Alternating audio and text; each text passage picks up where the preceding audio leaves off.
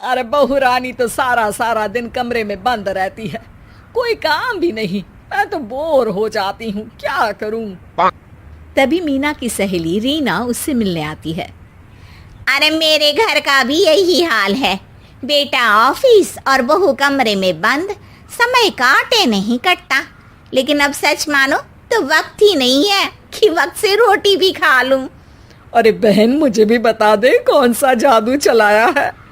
मैं भी अब जिंदगी के बचे कुचे दिन आराम से काट लूं। दीवारें देख देख कर तो बोर हो गई हूं मैं। रीना मीना को एक स्मार्टफोन देती है। ये ले, ये है वो छड़ी जो जादू करती है। इसमें मैंने तेरा फेसबुक अकाउंट भी बनाया है, एंजल प्रिया के नाम से। बस अब यहाँ दोस्त बना और सबसे बातें कर। सास को पहले तो उतना समझ नहीं आता है, लेकिन धीरे धीरे वो उसकी आदत डाल लेती है। माँ जी जल्दी से खाना खा लीजिए, मुझे थोड़ा काम है। अरे तू जा, मैं खा लूंगी, अभी वक्त नहीं है। और सासू माँ मोबाइल में मुंह गड़ाए जवाब दे देती है। बहू समझ ही नहीं पाती और वहां से कमरे में चली जाती है। अचानक सास को किसी प्यारी पिंकी की फ्रेंड रिक्वेस्ट आती है। अरे वाह, ये तो कोई प्यारी सी लड़की लगती है, बात करती हूँ। सास फ्रेंड रिक्वेस्ट अपनाकर बात करने लगती है। अब क्या था, सास सारा दिन उस सहेली से बात करती, अपनी कहती उसकी सुनती। एक दिन सास फोन पर ही सरगड़ाए, अरे बहू जरा मंदिर के लिए थाली सजा दे, आज कीर्तन है। बहू फोन पर किसी को मैसेज टाइप करते कहती है, माँ जी क्या है, अब मुझे क्या पता कि आपको कौन कौन से भगवान की पूजा करनी होती है। तभी सास के पास कोई मैसेज आता है।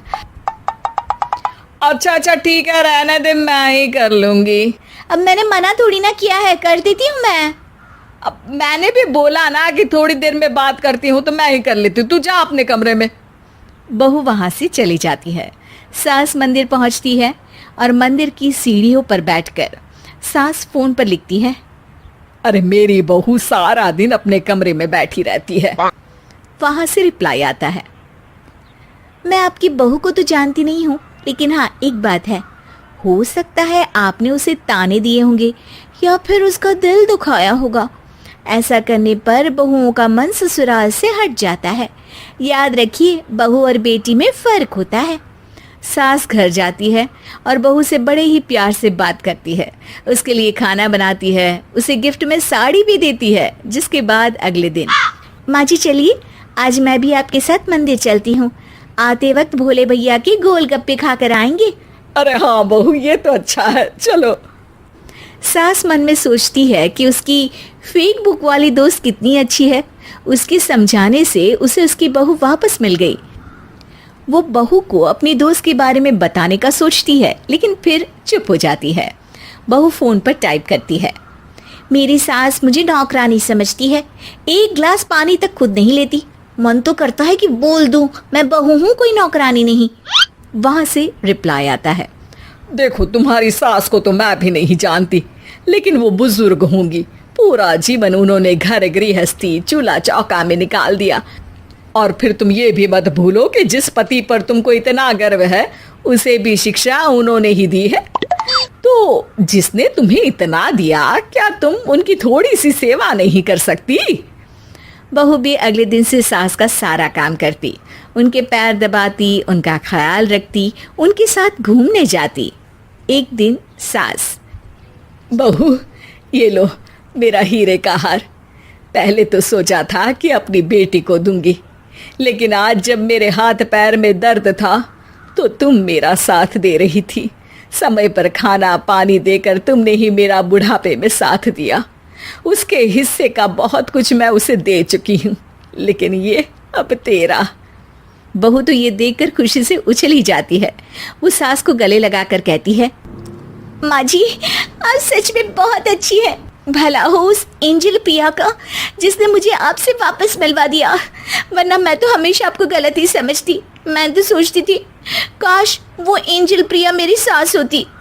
क्या नाम लिया बहू? एंजल प्रिया तेरी फेक बुक फ्रेंड है? हाँ माँ जी, वो बहुत अच्छी है। उन्होंने ही मुझे बताया कि सास की कीमत क्या होती है। अरे बहू, कहीं तू प्यारी पिंकी तो नहीं? जी माँ जी, मैं ही हूँ प्यारी पिंकी। क्यों? सास बहू को गले लगाकर कहती है। मैं भी यही सोचती थी कि काश प्यारी पिंकी मेरी बहू होती। शुक्रिया बहू। सासू माँ, शुक्रिया तो हम दोनों को फेसबुक और सोशल मीडिया का करना चाहिए, जिसने हम दोनों को एक दूसरे से दिल से मिला दिया। अब तक दोनों को समझ आ गया था कि जो खुशी वो बाहर ढूंढ रहे थे, सच में तो वो उनके घर में ही थी।